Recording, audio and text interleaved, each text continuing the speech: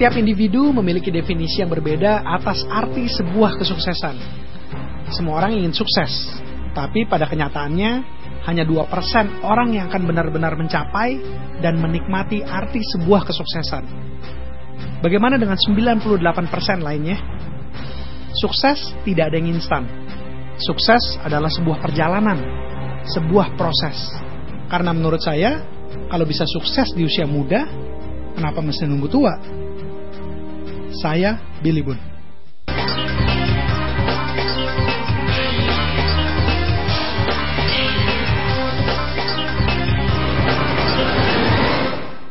Hai Ores, saya adalah seseorang yang sangat percaya bahwa kesuksesan seseorang itu nggak bisa lepas dari nilai-nilai yang ada di dalam keluarganya.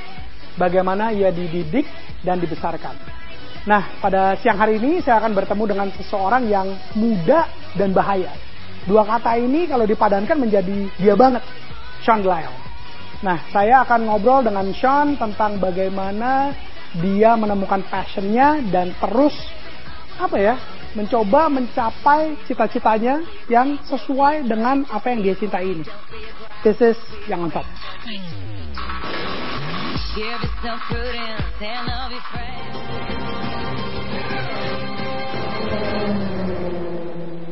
Muda, beda, dan berani menantang dirinya dalam ajang Formula 3 merupakan karakter yang dimiliki oleh Muhammad Sean Ricardo Gelael.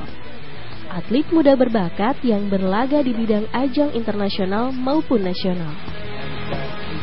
Terjun sebagai navigator di usia 10 tahun ternyata memicu semangat Sean untuk fokus pada impiannya menjadi pebalap. Mengawali karirnya dengan memberanikan diri turun di ajang kejurnas sprint rally dengan menjadi navigator, memantapkan pijakan Sean untuk melebarkan sayapnya ke ajang internasional di tahun 2011 melalui ajang go-kart internasional. Di usianya yang saat ini menginjak usia 17 tahun, Sean berusaha keras menjalani passionnya di dunia balap, yaitu menjadi pembalap profesional untuk Formula 3. Hai Others, seperti biasa saya sudah bersama dengan seorang anak muda yang ini benar-benar yang on top nih. Ini benar-benar anak muda yang inspiring. Oke, Sean, apa kabar? Baik. Oke, namanya sudah tahu dari kapan-kapan ya, tapi baru ketemu sekarang. Sean, menurut Muri, kamu navigator rally termuda di Indonesia. Umur? 10 tahun. Hampir 11. Oke, waktu itu bokap ya? Yang nyetir? Enggak. Bokap was teammate. Dia yang menang national championship ya. Oke. Tapi in the last round saya sama rally lain. Oke. Nah, waktu itu ini gimana nih? Waktu itu 10 tahun. Kan anak-anak 10 tahun tuh lagi main sama temen-temennya gitu ya. Kalau sekarang lagi gadgetan, lagi ngapain, main PS gitu. Ya enggak sih, tapi dipaksa atau enggak waktu itu? Ya dulu Madad kan karena emang di rally jadi ya kebawa gitu. Maksudnya dia kayak sering bawa aku ke mobilnya malam-malam gitu kayak, and also pas di events taruh di seat sebelahnya, and like take a stroll gitu.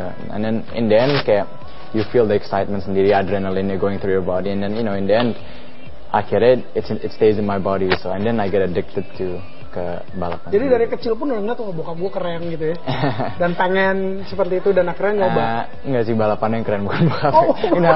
But tapi kayak I mean the whole concept of kayak pembalap juga semuanya, jadi kayak it's really inside. Jadi caranya bokap waktu itu ngenalin adalah dengan itu ya, dengan benar-benar bring you closer to event ke mobilnya. Benar-benar kayak give us the real experience of real experience ya, ini nyata. Oke, boleh dibilang kan apakah balap itu sekarang Sean bisa bilang that's my passion? It is, man. It's always in me. Kayak it's in the blood, cause kayak dari kecil kayak it's a habit, lama-lama jadi habit. Jadi kadang-kadang like if you don't do it, kayak kalau kita nggak balap, kalau nggak ada apa-apa jadi agak like rusuh sedikit, kayak it's just gelisah sendiri gitu ya. Cause I mean dari kecil and nonton terus kayak bener-bener keep up to date with balapan semuanya, and I think if it's not a part of me then something's wrong. Oke. Nah, pandangan Sean nih buat Yoters di rumah. Sekarang ini kenyataannya banyak banget anak-anak muda di Indonesia yang galau, galaunya tuh nggak tahu passionnya apa. And then boleh dibilang you're lucky gitu. Dari usia yang masih sangat muda udah tahu bahwa balap nih sesuatu yang gue cintain. It's my passion. Nah buat mereka yang mungkin apa ya, balik lagi kan you're lucky punya orang tua yang memang udah mengenalkan balap dari sangat muda dan akhirnya itu menjadi habit, menjadi apa, ada dalam darah dan sebagainya. Buat mereka yang mungkin but you know I think tetap aja kayaknya labil ganti-ganti kayak kesusahan jadi ganti gitu. Maksudnya kayak if you actually reach deep inside kayak bener-bener kayak you know show that you really want to, kayak bener-bener keinginan beratnya untuk grab it. Jadi kayak you can do anything you want. Kalau mereka sekarang nggak tahu apa keinginannya, mesti ngapain? Maksudnya tapi kan pasti ada hal yang dia suka gitu. Pasti kan salah satu ada yang suka mau musik. Oke, berarti dicoba dong ya? Iya dicoba kan. Maksudnya tapi mereka abis itu pas dia udah coba, sedikit susah ganti yang lain gitu. Nah, banyak tuh yang kayak gitu. Exactly. Jadi kayak saya dulu gendut banget ya. I was really fat. There's no way. Dulu gendut banget. I was like boboho tau gak sih? Tahu boboho. A black boboho. No, tapi kayak I was umur 12, tinggi paling 160, terus udah kayak umur 12 atau 60 beratnya? 78 gitu. Alright, that's overweight. Yeah, and then now 16, 188 with like 72. Jadi kayak big transfer. Tapi it's salah satu hal yang salah satu hal yang cause di balapan ini cause weight and speed semuanya tergabung kan, engineering semuanya ribet gitu. Jadi kita tuh bener-bener as a driver harus nggak gampang gitu as a driver. Banyak teknik-teknik like hal teknis juga, bukan asal nyupir or like harus bener-bener really fit. Nah ini berarti balik lagi kayak yang tadi Sean bilang ya, bahwa Sean punya kemauan yang kuat banget untuk menjadi seorang atlet balap yang sukses, dan waktu itu yang menjadi menjadi obstacle-nya, rintangannya adalah berat badan waktu itu. So balik lagi akhirnya if I really want to be a successful driver, car race driver, harus lebih kurusin. Dan itu yang like, you do everything terus juga kita harus tetap sekolah kan, after school go home gym, that's it. And then like tapi kan kita juga sering keluar kan karena event-eventnya, jadi benar-benar harus juga kejar sekolahnya. Jadi kadang-kadang juga hilang social life-nya sendiri. Jadi like tapi it's the price to pay if you wanna be successful in what kayak di balapan atau di in any sport.